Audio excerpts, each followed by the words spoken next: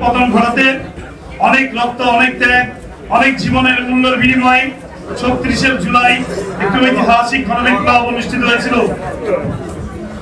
আমরা যখন দেখেছিলাম ছাত্ররা রাজপথে নেমে এসেছিল, তখন আমি আমার নিজের তাগিদেই সেদিন ছাত্রদের সাথে একাত্মতা ঘোষণা করে রাজপথে নেমে এসেছিলাম আমাদের কর্মী বাহিনীদেরকে নিয়ে।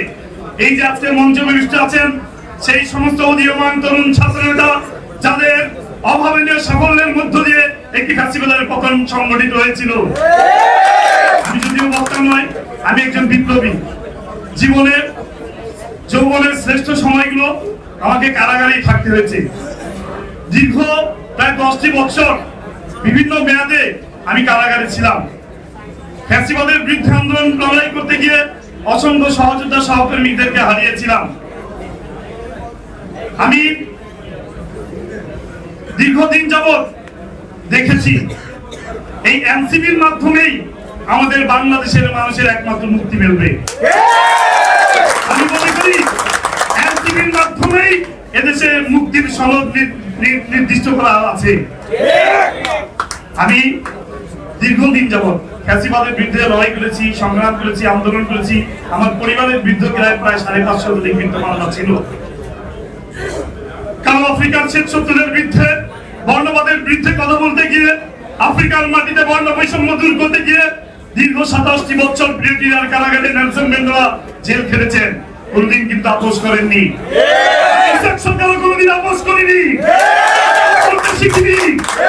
আমি যে দলের সাথে সম্পৃক্ত ছিলাম, আমি আজকে দেখতে পাচ্ছি সেই দল তার গণতান্ত্রিক ধারা এখনো নেই, গণতন্ত্র থেকে সরে গিয়েছে।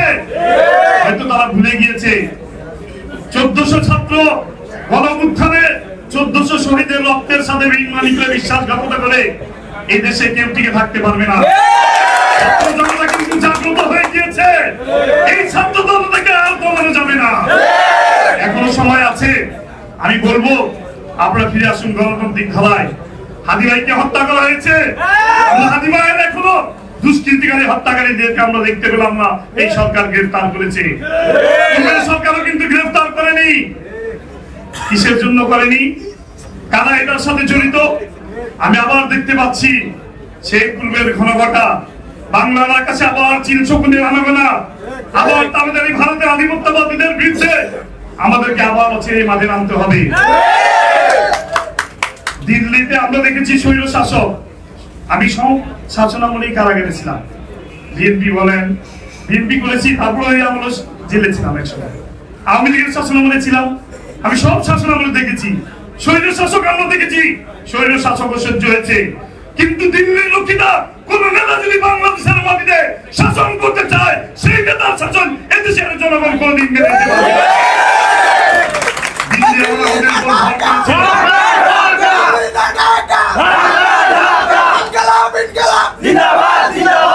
আমাদের উপর ভর করেছে, 1400 ছাত্র জনতার গণঅভ্যুত্থানের মধ্য দিয়ে কিন্তু আমরা এই দিবসটি পেয়েছি। আজকে কথা বলার অধিকার পেয়েছি। আমরা যদি দেখি বর্তমান শাসক গোষ্ঠী আবার সেই একই কায়দায়, একইভাবে সেই ফ্যাসিবাদের ভূমিকা অবতীর্ণ হয়, তবে আমরা ইনশাআল্লাহ আবার রাজপথে নেমে আসবো। আপনাদের পতন ঘটানোর জন্য আমরা বেশি সময় নিব না, কিন্তু ইনশাআল্লাহ আহ্বান করব আপনারাও গণতান্ত্রিক অধিকার ফিরিয়ে দেন, কথা বলার অধিকার ফিরিয়ে দিতে হবে, জনগণের মৌলিক অধিকার, মানব অধিকার ফিরিয়ে দিতে হবে। নতুবা কিন্তু আমরা আবার রাজপথে নেমে আসতে বাধ্য হবো। আমার পরিবারের উপর অত্যাচার করা হয়েছে, জুলুম করা হয়েছে। আমি কোন দলের প্রতি আমার বিমতা সুলভ আচরণ নয়, আমার কারো প্রতি কোনো দুঃখ না, ক্ষোভ, অভিমান নেই।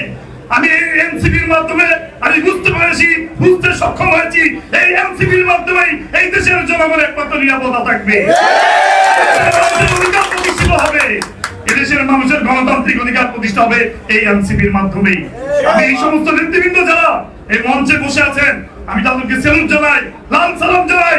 তাদের মাধ্যমে আজকে আমি পূর্ণভাবে গণতান্ত্রিক অধিকার ফিরে পেয়েছি।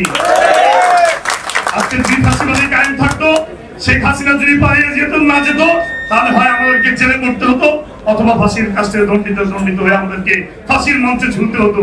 আমি এই এনসিপির কারণে কিন্তু আজকে আমি পূর্ণ স্বাধীনতা পেয়েছি।